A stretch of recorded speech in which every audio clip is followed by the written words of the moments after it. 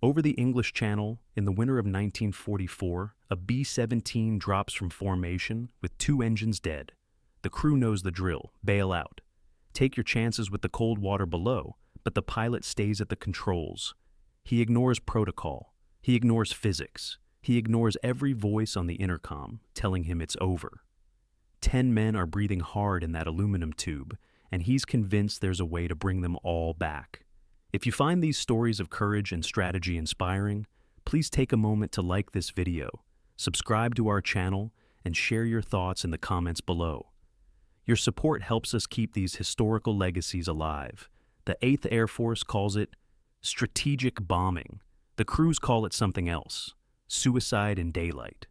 Every mission over occupied Europe is a statistical proposition. How many planes leave? How many return? How many men never see England again? By late 1943, the numbers are grim. More than 30% of heavy bomber crews don't survive their 25 mission tours. Some groups lose half. Flak bursts shred wings at 20,000 FT. German fighters swarm like hornets around formations that stretch for miles. And the bombers keep flying, wave after wave, day after day. The B-17 Flying Fortress is supposed to live up to its name. 1350 caliber machine guns, armor plating, self-sealing fuel tanks, 4 Wright Cyclone engines generating nearly 5,000 horsepower. It's designed to absorb punishment and keep flying. But punishment is relative. A direct flak hit doesn't care about engineering. A 20mm cannon shell through the cockpit doesn't respect American ingenuity. The men who fly these machines are mostly in their early 20s, farm boys from Iowa, factory workers from Detroit, college students who left calculus classes to learn bombardier mathematics of a different kind. They wear heated suits against the negative 40-degree cold at altitude. They breathe through oxygen masks. They watch friends' planes disintegrate in midair and then climb back into their own aircraft the next morning. The culture of the bomber groups is peculiar. Superstition mingles with engineering precision, lucky jackets, ritual routines before takeoff, nose art featuring pin-up girls and cartoon characters. But beneath the bravado is a sharp awareness of mortality, the empty bunks, the personal effects shipped home, the letters that start with regret to inform you. Briefings happen before dawn. Officers pull back curtains to reveal maps marked with red yarn stretching deep into Germany. Targets, flight paths, known flak concentrations, fighter bases. The intelligence officers speak in calm voices about high-priority objectives. The crews hear life expectancy calculations. Formation, flying, is religion. Tight boxes of aircraft provide overlapping fields of fire. A bomber alone is a dead bomber. German pilots know this. They probe for stragglers, for damaged aircraft falling behind, for any plane that loses position and becomes vulnerable. The doctrine is: clear, stay in formation, follow the lead bomber. If you're hit in losing altitude, the formation continues without you. The mission is larger than any single crew. The target matters more than the 10 men in one airplane. This logic is sound. This logic is ruthless. This logic doesn't account for pilots who think differently.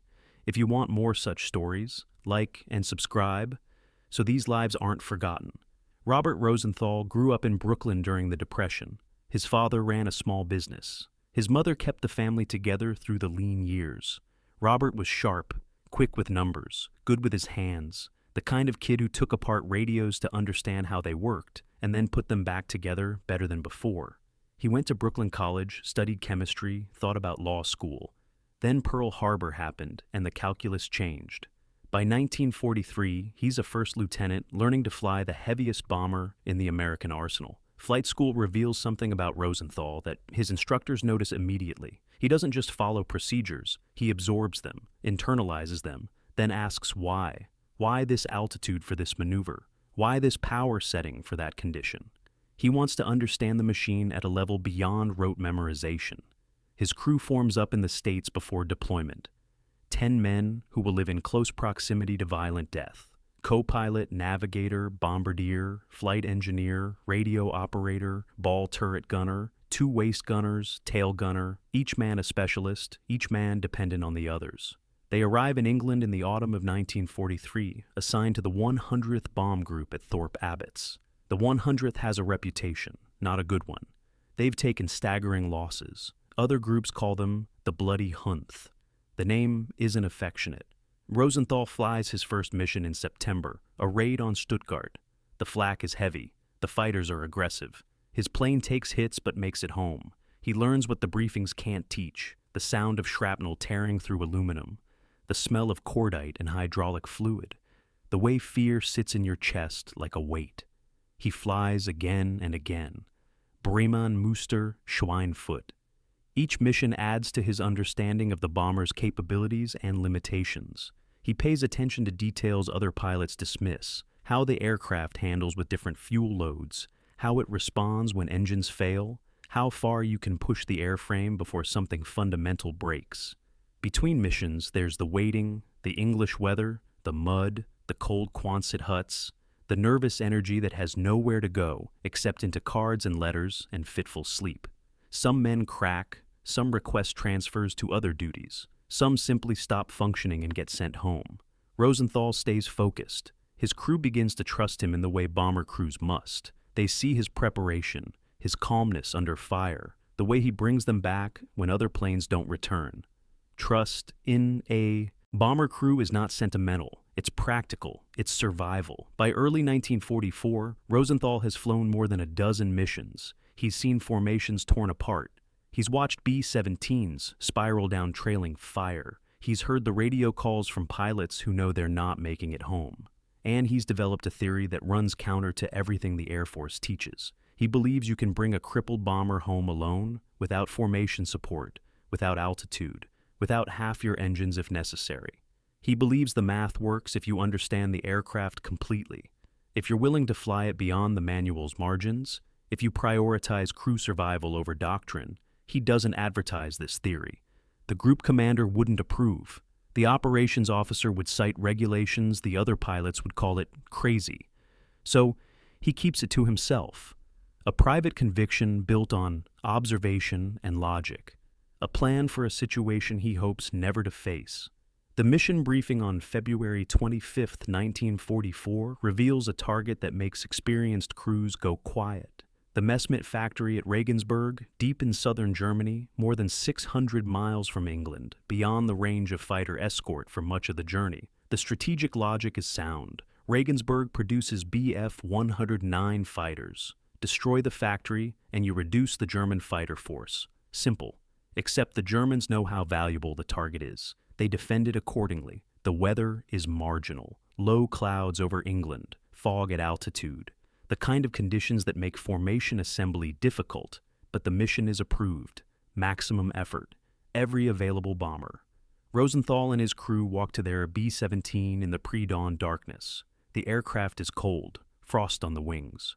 The ground crew has already performed the pre-flight checks, but Rosenthal does his own walkout, a ritual, a way to know the machine before trusting it with 10 lives. Engines start with coughs of blue smoke, 4 massive radials turning over. The sound is thunderous across the airfield. Dozens of bombers coming alive. The smell of high-octane fuel and oil. The vibration through the airframe. The takeoff is routine. The formation assembly, less so. Visibility is poor. Bombers circle the field, climbing slowly through cloud layers, finding their group, finding their position in the box. It takes longer than planned. Fuel burns, engines strain. They cross the channel in formation. Altitude 24,000, FT temperature far below zero. The English coast falls away behind them. Ahead is occupied Europe. Ahead are the German fighter bases. Ahead is the flak belt that rings every strategic target. The first fighters appear over Holland. Focke-Wulf 190s. They make head-on passes at combined closing speeds over 500 mil/s. The B-17's guns hammer. Spent casings rain down inside the aircraft. The fighters peel away and come again. Rosenthal holds formation. The lead bomber sets the pace. The group stays tight. This is doctrine. This is survival. But bombers are already falling. He sees one to the left lose a wing. It tumbles. No shoots. He sees another streaming fire from the number 3 engine. It drops away. The formation closes the gap and continues over Germany. The flak begins. Black bursts that bloom at altitude. Each burst is shrapnel expanding at lethal velocity. The pilots can't evade. Formation flying requires steady course and speed. They fly through the flak field because the target demands it. The bomb run is the worst part. Long minutes of straight and level flight while the bombardier makes final adjustments. The aircraft belongs to the Norden bomb site. Now the pilot maintains heading. The flak gunners below know this. They know the bombers can't maneuver. They adjust their fire accordingly, bombs away. The B-17 lurches upward, suddenly lighter by 4,000 lb. The formation begins its turn away from the target. The flak continues. The fighters return. Then Rosenthal's aircraft takes a hit. A flak burst close enough to rock the plane sideways. Shrapnel punches through the fuselage. Alarms sound. The number 2 engine is trailing smoke. Oil pressure dropping. He feathers the propeller and shuts it down. 3 engines now? The formation is pulling away. Standard procedure. They can't slow down. He increases power on the remaining engines. The B-17 struggles to keep up. Fuel consumption increases. He does the math in his head. Range versus fuel. Speed versus altitude. The numbers are not encouraging. Then the number 4 engine begins to overheat. Cylinder head temperature climbing into the red. The engineer reports possible coolant loss. Rosenthal knows what this means. He has minutes before that engine fails, maybe less. He calls to the crew, prepare to bail out. The standard procedure, the safe procedure. 10 parachutes, 10 chances with German territory below. Some might evade, some might become prisoners. All will survive. But Rosenthal looks at the instruments, looks at the map, looks at the 2 engines still running, and makes a different calculation. The co-pilot repeats the suggestion. Bail out now while we have altitude. The navigator agrees. They're over Germany alone. 2 engines, no fighter cover, no formation. Every German pilot in the sector will see them. Rosenthal tells them no. He's done the math. 2 engines provide enough thrust to maintain flight if he reduces weight and accepts lower altitude. The fuel remaining is sufficient if he plots the most direct course home and doesn't waste a drop on evasive maneuvers. The aircraft is damaged but structurally sound. The controls respond, the hydraulics function. His voice on the intercom is calm. We're going home together. Stay on the guns. Watch for fighters. We'll make it. The crew has flown with him long enough to know his tone. This isn't bravado. This isn't denial. This is a decision based on analysis. They trust his calculations more than they trust German parachute landings. He drops the B-17 out of formation altitude, down to 15,000 FET. The lower altitude reduces engine strain and allows the remaining engines to operate more efficiently. It also brings them within range of every light flak gun on the ground. But he's betting on speed over altitude, a moving target versus a predictable one. The crippled bomber limps north alone against the sky. The gunners scan constantly for fighters. The engineer monitors the surviving engines with obsessive attention. The navigator provides heading corrections. The radio operator listens for distress calls from other bombers. Any intelligence about German fighter activity. Rosenthal flies manually, no autopilot. He feels the aircraft through the controls, the vibration, the response, the way it wants to yaw with asymmetric thrust. He compensates instinctively, his hands and feet making constant tiny adjustments. The formation is far ahead now, probably crossing back into Holland, probably beginning descent toward England. His crew won't see Thorpe Abbotts at the same time as the others, if they see it at all. West of Munich, a pair of Bf-109s spot them. Lone bomber, low altitude, wounded, easy kill. They come in from the rear quarter. The tail gunner opens fire first, then the waist gunners. Tracers arc across the sky. Rosenthal doesn't maneuver aggressively. He can't. The aircraft is too fragile. Instead, he makes small controlled movements, enough to disrupt the fighter's aim, enough to give his gunners better angles. The 109s make one pass, then another, then break off. Perhaps low on ammunition, perhaps surprised by the defensive fire from a supposedly crippled plane.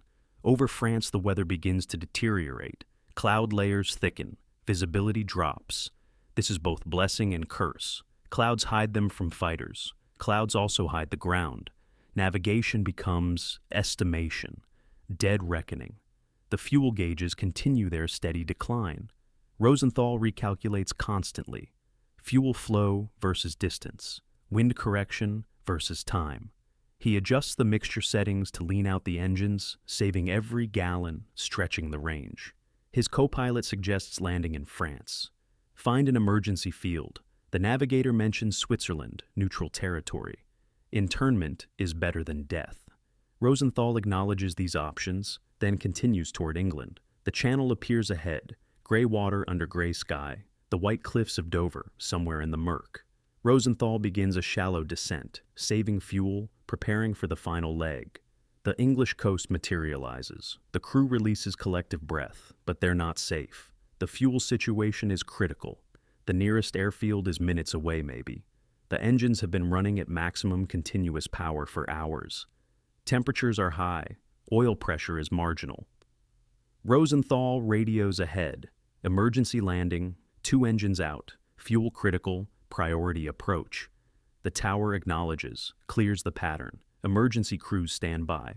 But Thorpe Abbotts is still 20 minutes away, and the number 3 engine begins to sputter. The fuel gauge for the number 3 engine reads empty. The tank is dry. The engine coughs once, twice, then dies. The propeller windmills uselessly. Rosenthal feathers it immediately. 1 engine now, the number 1 engine. The only thing standing between 10 men in a very hard landing. The B-17 descends whether he wants it to or not.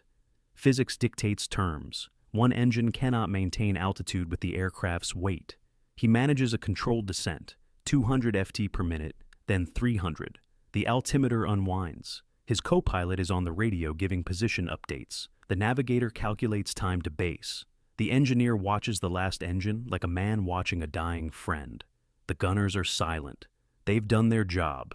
Now it's entirely on the pilots. Rosenthal scans ahead, looking for Thorpe Abbotts, looking for the runway, looking for any flat piece of English farmland. If it comes to that, the clouds are low, maybe 800 off tour. Below that is ground, trees, buildings, stone walls that will tear an aircraft apart. The airspeed is critical. Too slow, and they stall. Too fast, and he won't be able to stop on the runway.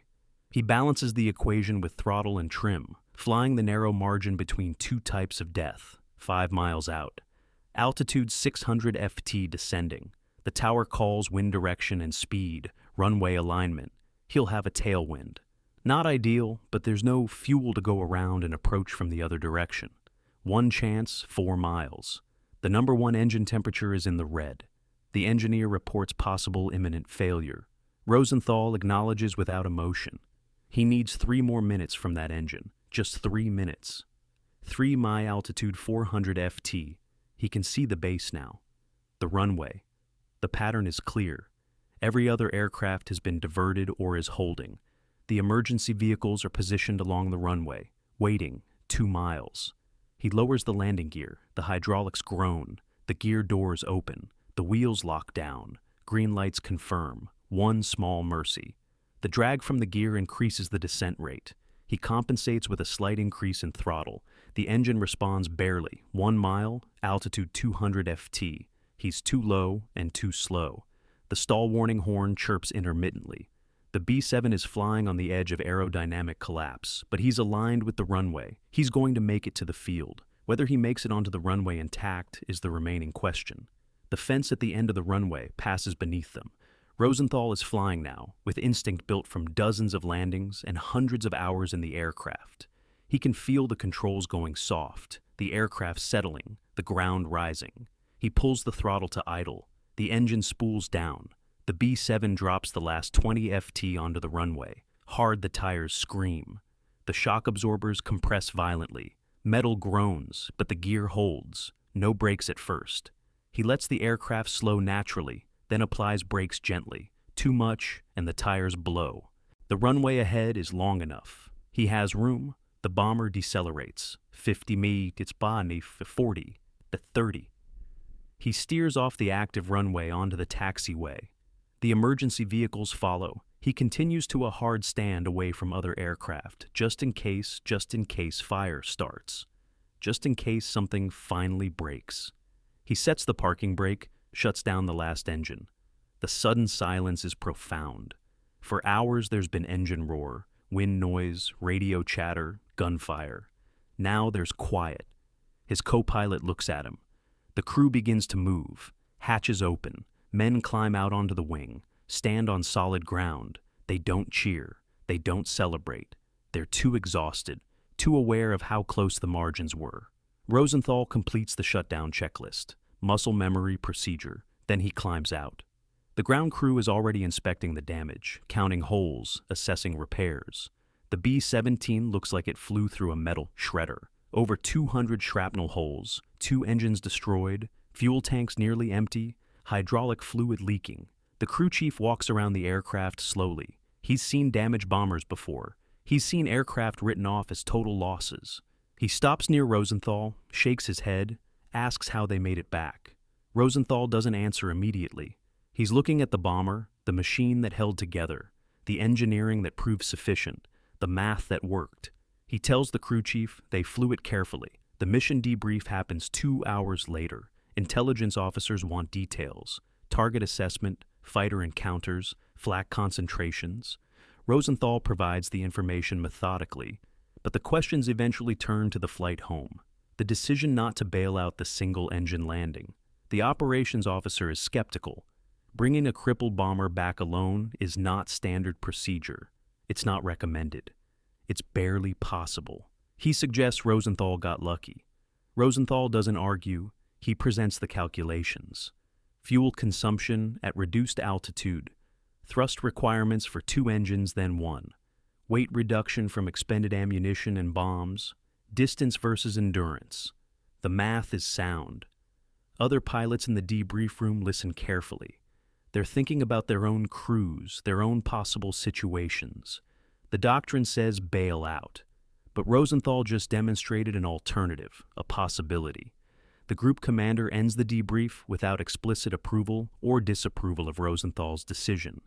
But the story spreads through the squadron, through the group, through other bases, the pilot who brought them all home on one engine. What the group doesn't know yet is that this is not an isolated incident. This is a pattern beginning to form.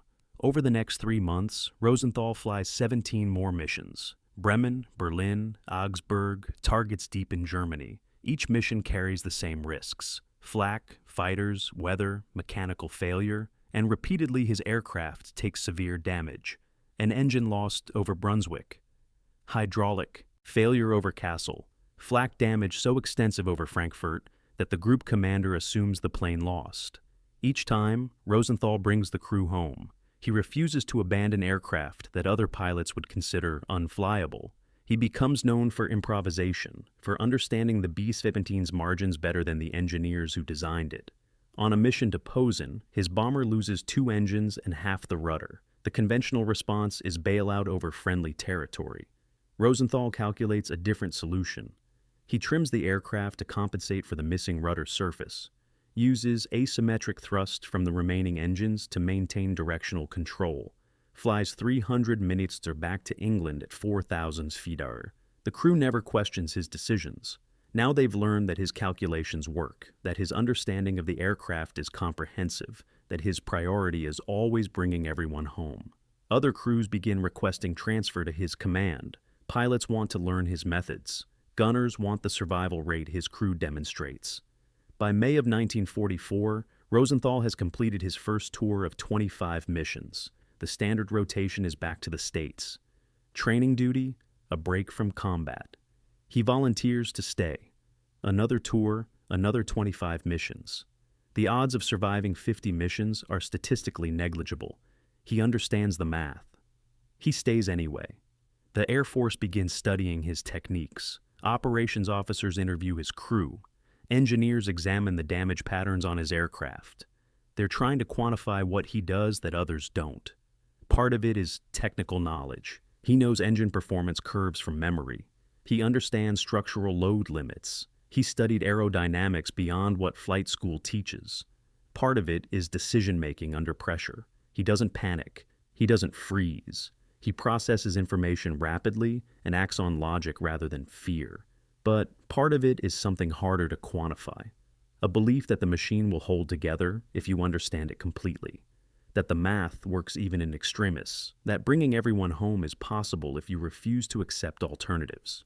By August 1944, Rosenthal has flown more than 50 missions. He's become a squadron commander. His methods are now semi-officially recognized. Pilots receive informal briefings on his techniques. Stay with the aircraft longer, understand your margins, calculate rather than react. The survival statistics for his squadron improve measurably. Fewer bailouts, more successful emergency landings, more crews returning intact. The Air Force doesn't change official doctrine, but in practice on the line, the culture shifts. The doctrine acknowledges what Rosenthal demonstrated, that sometimes the right choice is not in the manual. That crew survival can depend on one person understanding the machine beyond standard procedures. That courage combined with logic changes outcomes. Other bomber groups begin adopting similar approaches. Pilots push damaged aircraft further before abandoning them. Engineers provide better training on emergency procedures. The institutional knowledge expands. The impact is measurable. 8th Air Force casualty rates decline slightly in late 1944. Not dramatically, the war is still lethal, but at the margins, more men survive. More crews come home. The statistical curve bends slightly towards survival. Rosenthal himself never speaks of heroism.